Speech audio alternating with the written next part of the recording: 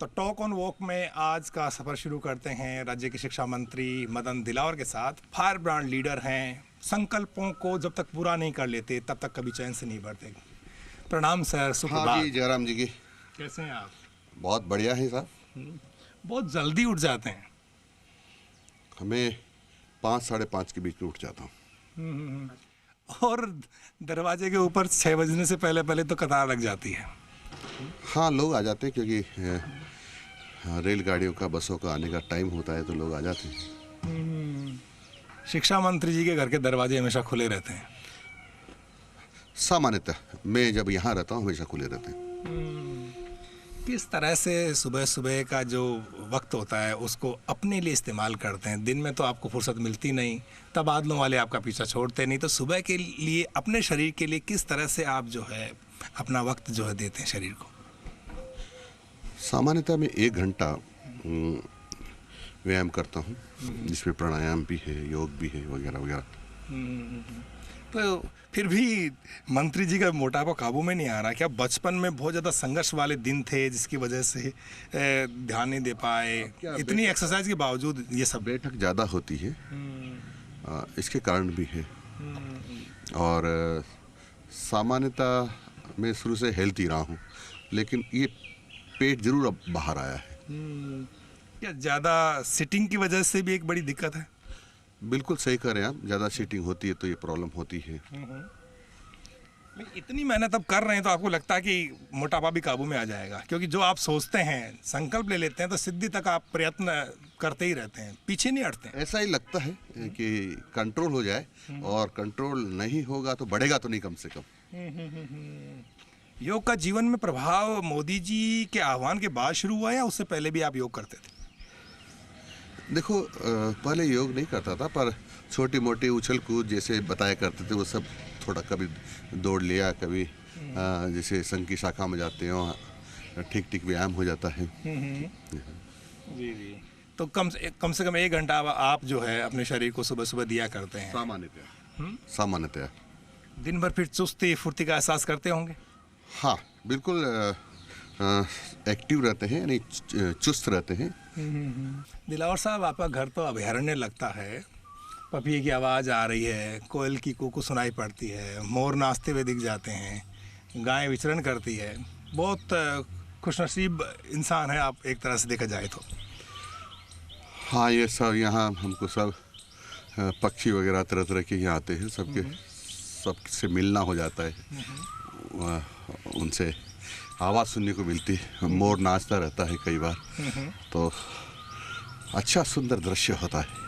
मन बड़ा प्रफुल्लित रहता है। बिल्कुल, मधुर ध्वनि जो है। हाँ बिल्कुल, स्वाभाविक रूप से देखो आप, आवाज़ आ रही है पीछे से, तो बहुत अच्छा लगता है कि जब प्रकृति के साथ होते हैं तो। सुबह सुबह इस तरह की ध्वनि जब कानों में आती है, बड़ी कर्णप्रिय होती है। शांत चित्त और आदमी को लगता है कि नहीं, वो बहुत कुदरत के करीब है, तो बहुत अच्छा रहता है दिन उसके लिए। हाँ बिल्कुल, अच्छा रहता है। और साथ में जब ये सब देखते हैं, फिर व्यायाम करते हैं, तो चुस्त भी रहते हैं, एक्टिव भी रहते हैं।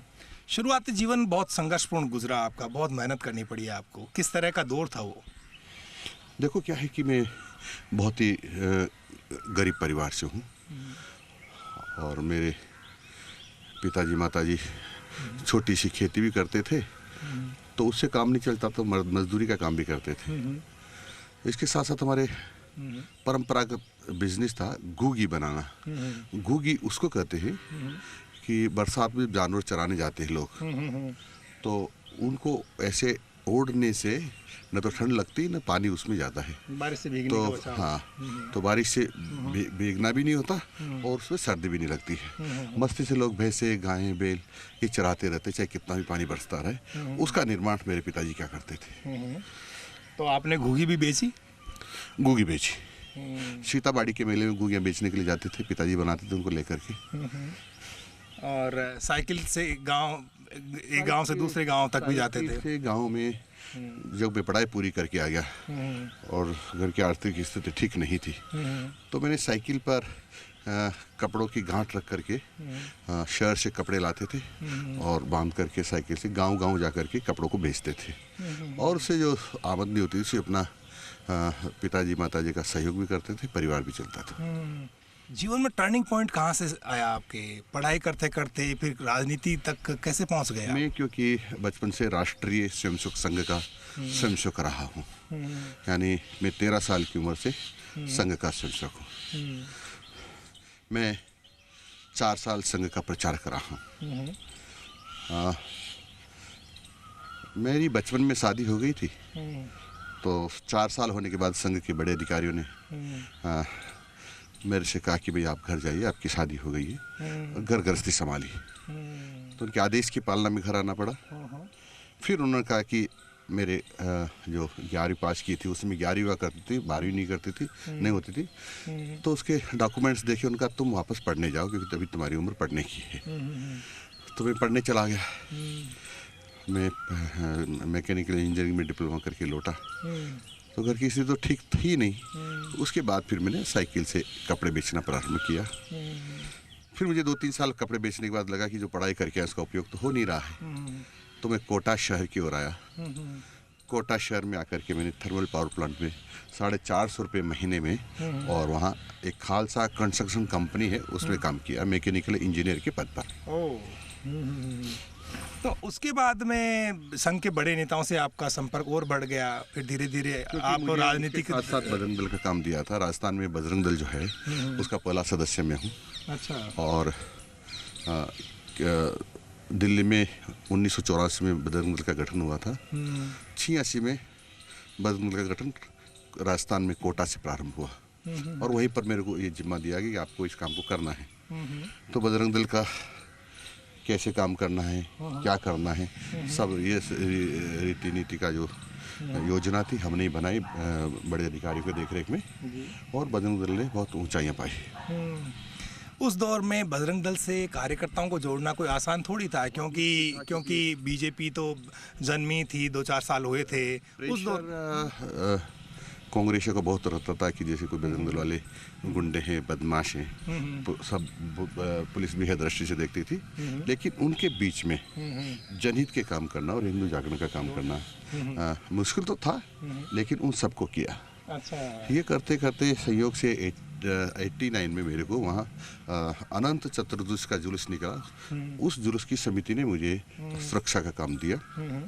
मैंने बखूबी से सुरक्षा का काम किया। फिर भी तत्कालीन सरकार को अच्छा नहीं लगा, मुझे कुछ झूठे मुकदमों में फंसा करके जेल में डाला। मैं कौन सा साल था वो? 89। कोटा में दंगा भी हो गया था। हाँ, कोटा वही कर रहा हूँ, तो डाला। मैं 19 दिन के बाद जब जेल से आया तो पता नहीं, मुझे तो पता भी नहीं चला, पर मुझे ये जरूर पता चला कि 3 दिन तक मेरी गिरफ्तारी के बाद कोटा बंद रहा, जो मेरे जीवन में मैंने कभी नहीं देखा कि 3 दिन तक कोटा बंद रहा होगा। मदन दिलावर बहुत बड़ा चेहरा बन चुके थे उस आंदोलन का, ऐसा लोग मानते हैं। और उसके बाद से ही जो मेरे हितैषी थे, मेरे बारे में सकारात्मक सोचते थे, उन सब लोगों ने निर्णय लिया कि इनको राजनीति में भेजना चाहिए, और वहीं से मेरी राजनीति में प्रवेश हो गया। और 90 फरवरी में मुझे भारतीय जनता पार्टी ने टिकट दिया। पहला चुनाव में अटरू से लड़ा, और मैं वहाँ से जीत हासिल की। और जीतने के बाद में आप भगत सिंह जी के मंत्रिमंडल में शामिल भी कर लिए गए, मंत्री बनाए गए। क्योंकि उस चुनाव 2.5 साल के बाद चुनाव हो गए थे, क्योंकि अयोध्या में जो राम जन्मभूमि पर भगवान राम का ढांचा था, जिसको तथाकथित कांग्रेसी बाबरी ढांचा कहते थे, जो कार सेवा हुई, तो कार सेवा में कार सेवकों ने उसको ढहा दिया, और भगवान राम के मंदिर का निर्माण का छोटा सा कपड़ों से बना करके स्वरूप बनाया। उसमें मैं भी एक था। तो इस आंदोलन में मैं राजस्थान का प्रतिनिधित्व कर रहा था। तो कितने दिन अयोध्या में रहे उस वक्त आप? मैं लगभग 5 दिन अयोध्या में रहा हूँ, और पूरी 3 बार कार से हुई, तीनों में मैंने भाग लिया है। और मेरा संकल्प भी था फरवरी 90 से कि जब तक भगवान राम का मंदिर अयोध्या में उनकी जन्मभूमि पर नहीं बन जाता, तब तक मैं माला नहीं पहनूंगा। दूसरा संकल्प था कि जब तक कश्मीर से धारा 370 समाप्त नहीं हो जाती तब तक मैं आरामदायक बेड पे नहीं सोऊंगा, यानी दरी या चटाई का ही उपयोग करूंगा। और ये सिलसिला आप बिस्तर जमीन पर लगा के सो जाते थे? सिलसिला 32 साल तक चला। 32 साल तक न मैंने गद्दा बिछाया है, न मैंने कोई और दूसरा बिस्तर बिछाया, कि मैक्सिमम दरी या चटाई। जिस दिन रामलला का मंदिर बना उस दिन मदन दिलावर का संकल्प पूरा हो गया। उस दिन से फिर आपने अपनी प्रतिज्ञा को पूर्ण मान लिया और फिर आप चारपाई पर सोने लगे? प्रतिज्ञा मेरी पूरी हो गई थी भगवान राम का मंदिर बनते ही, लेकिन मेरी प्रतिज्ञा है कि भगवान कृष्ण का जन्म मथुरा में उनकी जन्मभूमि पर भव्य नहीं बन जाएगा तब तक माला नहीं पहनूंगा। अच्छा, माला से अभी भी पूरी दूरी रखते हैं आप? और धारा 370 समाप्त हो गई उस दिन से मैं सामान्य बेड पर जैसा मुझे उपलब्ध होता उस पर सोता हूँ। कितना मुश्किल था ये सब? बहुत मुश्किल था। मेरे मित्र और हितैषी कहते थे तुम नीचे सोते सोते मर जाओगे, धारा 370 तो कभी खत्म नहीं होगी। पर पता नहीं मुझे क्यों विश्वास था कि समय बदलेगा और धारा 370 समाप्त होगी, और भगवान ने जो मेरा संकल्प था उसको पूरा किया। क्या लगता था? आपके कई साथियों की जानें चली गई। राम मंदिर का आंदोलन कोई आसान नहीं था, क्योंकि जब आप लोगों ने कल्पना की थी कि हम मंदिर को तो बना के ही रहेंगे, तब कोई सपने में भी सोच सकता था कि मंदिर बन जाएगा वहाँ पर, क्योंकि परिस्थितियाँ अनुकूल थी ही नहीं। ऐसा सोच नहीं सकते थे, लेकिन मन में ये था कि कभी न कभी तो ऐसा होगा ही, संघर्ष जारी रखना चाहिए। तो संघर्ष का प्रतिफल मिला? बिल्कुल मिला, और भगवान सबकी सुनता है।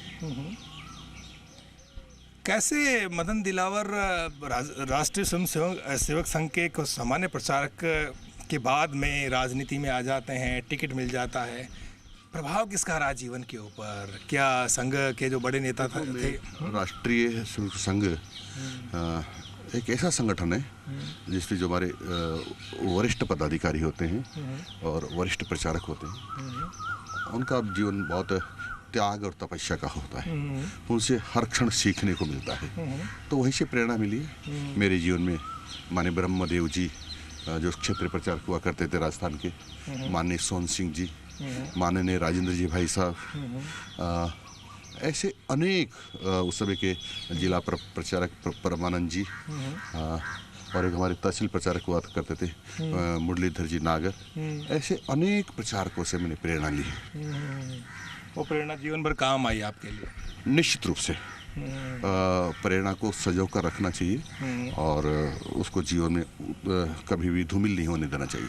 टॉक ऑन वॉक में वक्त हो चला एक ब्रेक का। ब्रेक के बाद भी राजस्थान के शिक्षा मंत्री मदन दिलावर से बातचीत का सिलसिला जारी रहेगा।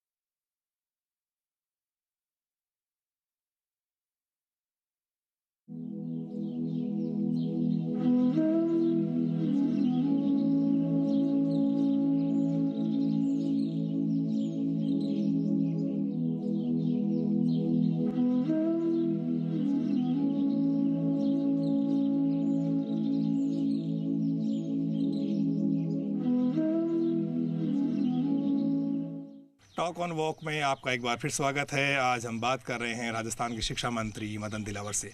मदन दिलावर धार्मिक प्रवृत्ति के इंसान माने जाते हैं। कौन सा भजन गुनगुनाते हैं आप? देखो, भजन तो मुझे आता नहीं, लेकिन मैं हनुमान चालीसा का जरूर पाठ करता हूँ।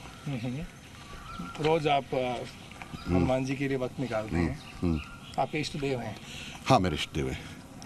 बहुत उतार चढ़ाव रहे आपकी ज़िंदगी में, इसके बावजूद आपने फिर से जो है जो वापसी करी है तो बहुत ही दमदार तरीके से वापसी करी है। इसमें हनुमान जी का बहुत बड़ा योगदान है।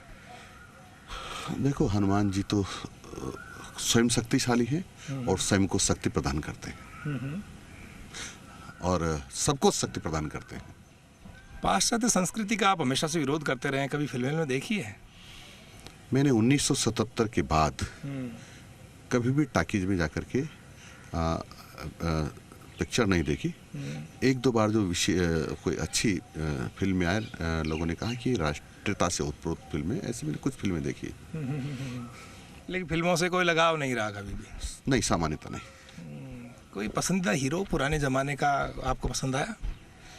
जिन्होंने चाणक्य का निर्माण किया था, डॉक्टर चंद्र प्रकाश द्विवेदी जी। बहुत अच्छा उन्होंने रोल किया था और वो मेरे आदर्श हैं। जो कहते हैं ना फिल्मों में, कहते हैं चाणक्य का उन्होंने अच्छा रोल किया था, चाणक्य बनाया था सीरियल। संघ का साहित्य आप लगातार पढ़ते होंगे, जीवन पर प्रभाव बहुत ज़्यादा नज़र आता है संघ का, तो किस तरह से नज़दीकियाँ रहती हैं संघ के? मैं संघ का स्वयंसेवक हूँ। इसका मतलब यह है कि मैं संघ का स्वयंसेवक हूँ, यानी शाखा जाता हूँ। तो अब आगे किस तरह से आपको लगता है? राजस्थानी सरकार बहुत अच्छा काम कर रही है और ऐसे में मदन दिलावर जी की जिम्मेदारी भी बहुत बढ़ जाती है। किस किस तरह से आप अपने डिपार्टमेंट में स्कूली एजुकेशन के जरिए जो ड्रॉप आउट होता था उसको आप कम करने की कोशिश कर रहे हैं, स्मार्ट क्लासेस बना रहे हैं और भी कई नवाचार कर रहे होंगे? देखो क्या है कि आधुनिकता का युग है, इसलिए आधुनिकता को समेटते हुए और शिक्षा देनी होगी, और इसलिए हम रोबोटिक्स से शिक्षा देने का भी कोशिश कर रहे हैं। हम आर्टिफिशियल इंटेलिजेंसी से भी एजुकेशन देने का प्रयास कर रहे हैं। हम स्मार्ट क्लासेज भी बना रहे हैं। अन्य जितने भी आधुनिक उपकरण शिक्षा में सहायक हो सकते हैं उन सब का उपयोग कर रहे हैं। इमरजेंसी की कुछ यादें हैं आपके जहन में कुछ? देखो क्या है कि मैं इमरजेंसी में कक्षा 9वीं या 10वीं पढ़ता था। इतना जरूर पता है कि मेरे स्कूल के सामने से जो वहाँ के 2 कार्यकर्ता थे जिनको पुलिस ने अरेस्ट किया था, तो उनको जब पेशी पे लाते थे तो भारत माता की जय के जयकारे बोलते थे। 2 ही थे, दोनों जोर जोर से बोलते थे, पर उनकी पुलिस पिटाई करती रहती थी पीछे से, लेकिन वो चुप नहीं रहते थे और पूरी ताकत के साथ भारत माता की जय को गुंजायमान करते थे। बीजेपी संविधान हत्या दिवस मनाती है तो कांग्रेस कह रही है कि अघोषित आपातकाल के हालात हैं। इस पूरे परिदृश्य को मदन दिलावर जी किस निगाह से देखते हैं? ये कांग्रेस लोकतंत्र की हत्यारी है। 25 जून 1975 को अपने स्वार्थ पूरे करने के लिए प्रधानमंत्री बनी रहूं श्रीमती इंदिरा गांधी ने, और देश का कुछ भी हो उनको स्वीकार था, और वो प्रधानमंत्री बनने के लिए उसने इस प्रकार का षड्यंत्र किया। प्रेस पर पूरी तरह से पाबंदी लगा दी और जितनी इमरजेंसी लगा उतनी उनकी सारे हिंदुस्तान भर की बिजली काट दी ताकि प्रेस अपना अखबार छाप नहीं पाए, काम नहीं कर पाए। जो लोगों के अधिकार थे, मौलिक अधिकार थे, उनको छीन लिया गया और लोगों से अनेक प्रकार की हत्या की गई रातों रात। यानी देखिए आप, इमरजेंसी लगाने का आदेश बाद में आता है, यानी अनाउंस बाद में होता है और पहले से गिरफ्तारियां प्रारंभ हो जाती हैं। ये बहुत ही अन्यायपूर्ण था। लोगों की घेर घेर कर नसबंदियां करना, ये भी नहीं देखा कि बेटा ये बच्चा 15 साल का है, 18 साल का है, 20 साल का है, उनकी नसबंदियां करना, लोगों को गिरफ्तार करके लटका कर मारना, बिजली के करंट लगाना, उनकी पिटाई करना, भोजन नहीं देना, भोजन में कीड़े मकोड़े कंकर वाली रोटियां देना, ये इमरजेंसी में हुआ है। और लोकतंत्र के हत्यारे आज कहते हैं कि संविधान खतरे में है। संविधान को तो अपमानित करने का काम इस कांग्रेस ने और श्रीमती इंदिरा गांधी जी उनकी नेता थी, उन्होंने किया है कि उनको निलंबित कर दिया था संविधान को, जो सबसे बड़ा पाप था। हमारा संविधान लोकतांत्रिक दृष्टि से सबसे पवित्र ग्रंथ है। हम तो धार्मिक दृष्टि से भी उसको बहुत पवित्र ग्रंथ मानते हैं और उसके द्वारा ही पूरा देश संचालित हो रहा है। मोदी जी का जीवन पर कितना प्रभाव है? क्या क्या सीख जो है मोदी जी की आपने जीवन में उतारने की कोशिश की है? मैं ये तो नहीं कह सकता कि मैंने कुछ जीवन में उतारा होगा, क्योंकि वो भी ज्ञान के और सभी प्रकार से के ज्ञान के अथाह भंडार हैं। लेकिन 0.0001 कोशिश करते हैं कि उनसे कुछ सीखें। आप गौ सेवक भी हैं और गौ माता की सेवा वक्त निकाल कर करते रहते हैं। घर में भी आपने गाय रखी हुई है। आजकल गायों को लेकर के असली गोभक्त और नकली गोभक्त जो हैं उनके बीच को लेकर के काफ़ी चीज़ें होती रहती हैं। क्या लगता है, एक आपका बयान भी आया था जिसमें आपने कहा था कि नहीं, अगर सब लोग गायें पालें तो गौशाला को ज़रूरत नहीं पड़ेगी। ये सच है, क्योंकि देखो क्या है कि गौमाता जगत जननी है। ये जितने भी इस पृथ्वी पर लोग पैदा हुए हैं, चाहे वो भगवान हो, चाहे देवता हो, लोक देवता हो, चाहे इंसान हो, सबकी माँ है। और मैं इसलिए कह रहा हूँ क्योंकि जब भी खेती प्रारंभ की होगी हमारे पूर्वजों ने, जैसे सृष्टि का निर्माण के बाद, तब उन्होंने खाद्यान्न प्राप्त करने के लिए किसी न किसी तरीके से खेती प्रारंभ की होगी। तब उस समय के इंसान को बहुत सारी परेशानियां होती होगी, तो उन्होंने गौमाता ने इनकी व्यथा देखी, तो हम स्वयं आकर के गौमाता ने इंसानों का सहयोग करने के लिए अपने बच्चों को उनको समर्पित कर दिया। और उन्होंने हल कुली में जुत करके, गाड़ी में जुत करके, और इस जमीन को, धरती माँ को उर्वरा बनाने के लिए और हल कुली को खींच करके काम किया। कोई माँ अपने बच्चों को इस प्रकार से दूसरे की सहायता के लिए दे सकती है, लेकिन वह इसी माँ ने दिया है। धीरे धीरे धीरे क्या हुआ है कि हम लोगों ने गौमाता को डंडे मारकर घर से बाहर निकाल दिया है। इधर पॉलीथीन का उपयोग करके, पॉलीथीन खा करके गौमाताएं मर रही हैं। देश में इतनी सारी गौमाताएं समाप्त हो गई, इसीलिए आपने हकीकत बोला उस दिन। देश की गौमाताएं समाप्त हो गई तो हम जिंदा नहीं रह सकते, क्योंकि पेस्टिसाइड, डीएपी, यूरिया डाल के अधिक खाद्यान्न लेने के लिए, क्योंकि किसानों को, देश के लोगों का पेट भरना था और इसलिए अधिक खाद्यान्न की जरूरत थी, उन्होंने डीएपी, यूरिया, पेस्टिसाइड डाला। धीरे धीरे धरती माता की मिट्टी का स्वास्थ्य खराब हो गया, और इतना स्वास्थ्य खराब हो गया कि उसकी उर्वरा शक्ति खत्म होती जा रही है, एक दिन खत्म हो जाएगी। तो फिर खाद्यान्न पैदा नहीं होगा, और खाद्यान्न पैदा नहीं होगा तो खाएंगे क्या, और नहीं खाएंगे तो मरेंगे। अब इसका स्वास्थ्य ठीक कौन कर सकता है? इसका स्वास्थ्य ठीक करने के लिए मेरी जानकारी के अनुसार तो अभी कोई दवा नहीं बनी, लेकिन गौमाता का गोबर और गौमाता का पेशाब इसकी सबसे बड़ी दवा है, जो धरती माता की मिट्टी का स्वास्थ्य ठीक कर सकती है। और इसलिए गौमाता हमको चाहिए, हमको जिंदा रहने के लिए गौमाता चाहिए। तो फिर पॉलीथीन से हमको दूरी बनानी पड़ेगी, और गौमाता से माफ़ी मांगनी पड़ेगी कि हमने तुम्हारे साथ जो तुम्हारा अपमान किया है, घर से बाहर निकाला है, उससे हमारी दुर्गति होने की पूरी संभावना हो गई है, हमारा मानवता का अस्तित्व समाप्त हो जाएगा। और इसलिए आइए गौमाता, हमको माफ़ करिए और हमारे घर में आकर के विराजिए। मदन दिलावर के चेहरे पे हमेशा मुस्कान रहती है, कितना ही प्रेशर हो जाए, मदन दिलावर हमेशा कूल रहते हैं। वजह क्या है, किस तरह से अपने आप को बदला है? पहले इस तरह का किरदार आपका होता नहीं था, बहुत अग्रेसिव नेचर होता था। मेरे ऊपर किसी का कोई प्रेशर नहीं रहता, दबाव नहीं रहता, मैं मानता हूँ, मैं मस्ती से काम करता हूँ। जितना काम कर लिया उसमें खुश रहता हूँ, जितना मिलता है उसमें खुश रहता हूँ। अभी भी मुझे सरकारी खजाने से जो मिलता है उससे अपनी परिवार चलाता हूँ। मेरी मिनिमम आवश्यकता है, न मैं शराब पीता हूँ, न मांस खाता हूँ, न बीड़ी, सिगरेट, गुटखा, न चाय, कॉफी, ठंडा, इन सब का उपयोग नहीं करता। आपके घर में मोर नाच रहा आपको देख करके मन बड़ा प्रफुल्लित हो रहा होगा। बिल्कुल बिल्कुल, खुशी तो होती है, खुशी तो होती है। मोर कई नाचते रहते हैं दिन भर, देखिए। जी जी जी। तो ये थे Madan Dilawar. Talk on walk में आज इतना ही। कैमरा पर्सन विजय के साथ बाबूलाल धायल को दीजिए अनुमति।